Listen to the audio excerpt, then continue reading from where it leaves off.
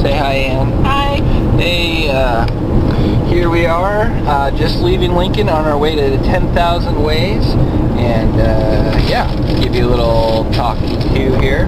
So we're going to be going down I-80 quite a bit, and we're actually going to be following the Oregon Trail. And when we were growing up, we kind of learned how great the Oregon Trail was, how brave and daring pioneers were, but in reality, the Oregon Trail was an injection of a culture into multiple cultures.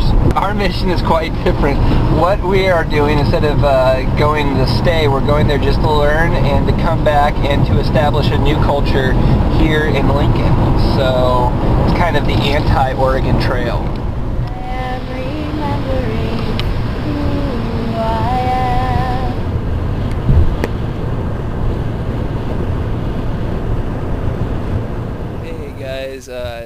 Wanted to show you this very special place. It's where I used to camp once or twice a year with my family out here in the Nebraska Sandhills. It's called Jeffrey Reservoir, and we're going to go walk down to where we used to camp. You got to kind of walk into it. It's off the road here, and so we're going to go down and walk down memory lane. Alright, well, this here is the main camp spot.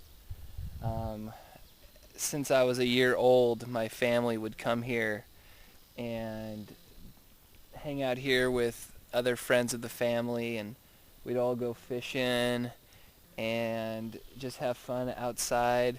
There's this big hill up here, and we would walk to the top and kind of just overlook everything. We'd go swimming in the lake. And the sandhills are just so beautiful, and there's just, from doing this so much as a child, it really connected me with the land.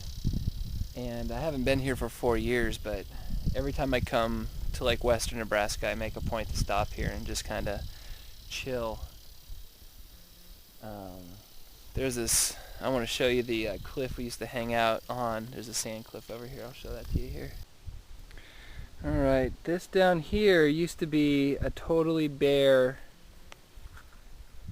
sand cliff, and I assume that because of this riprap that they put here now, plants are able to kind of establish themselves. When I was a kid, we used to play on this cliff constantly. It was like an Indiana Jones adventure out here. There's a lot of adventure that I find in an urban setting, but there's just something about being outside and so many things to discover, and just things to understand about this place that was just so exciting. This here is part of the reservoir. We'll walk up here. This area here used to not be a cliff. This used to be just a trenched area, and I'm assuming either from the cattle constantly walking down here and from erosion, or from cars actually coming up and down this now, that it's all been eroded. There used to be a pretty easy path all the way up to the top of the hill here, but it's not here anymore. And we would actually climb off this cliff here down onto there, and we just lived down there. We'd go swimming in the lake. Here's a better picture of Jeffrey Reservoir. And we just hang out on this the whole weekend. And it was the one thing I really look forward to every year, because the end of school meant coming here. And it's just beautiful. A whole bunch of yucca. It's just such kind of a sparse place that it's just so wonderful. So yeah, this is one of the places that were really magical and really got me connected to things other than human. And I thought I'd share that with you.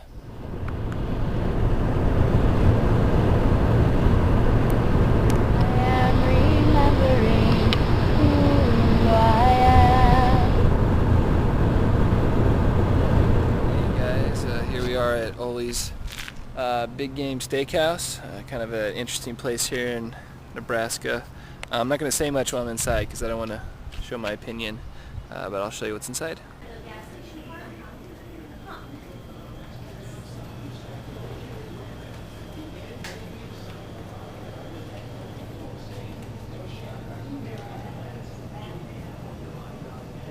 Then people in the East would still be able to eat passenger pigeons. I mean, never minding passenger pigeons' beautiful existence for themselves.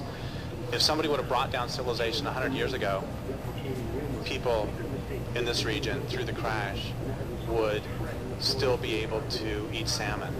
There's going to be people sitting along the banks of the Columbia 50 years from now, and, well, they'll be glowing, for one thing, because of Hanford, and they'll also be starving to death, and they'll be saying, I'm starving to death because you allowed the dams to stand. God damn you. And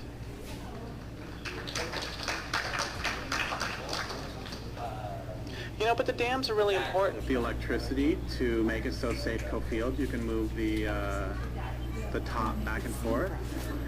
Then it started to smelt aluminum for beer cans. Anyway, so the longer we wait, I mean, if somebody would have brought down civilization 100 years ago, we wouldn't have to worry much about global warming. We wouldn't have to worry about the toxification of the total environment with pesticides. We wouldn't have to worry about dioxin in every mother's breast milk. I mean, if 50 and 75 years from now, are people going to be going, you know, if somebody would have brought it down 75 years ago, we'd still have amphibians. If somebody would have brought it down 75 years ago, we would still have, well, someone brought it down 15 years ago. They'll be saying 15 years from now. We'd still have sturgeon. You know, it's like, how long? You know, at what point? What's the threshold? You know, 100 years from now, it's like we'd still have, you know, name it.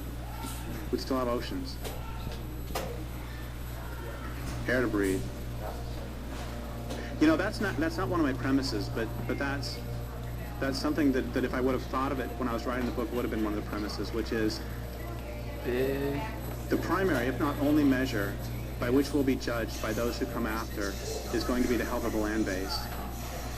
They're not going to give a shit as to whether we voted Democrat, Republican, Green, anarchist, didn't vote at all. They're not going to give a shit as to whether we recycled. They're not going to give a shit as to whether we were violent or non-violent. They're not going to give a shit as to whether we're nice people or not nice people. They're not going to give a shit as to whether we wrote great books or made great films or did great talks or anything else. They're going to care about whether they can breathe the air and drink the water. You know, we can all fantasize whatever we want about some groovy eco-socialist utopia with free love everywhere.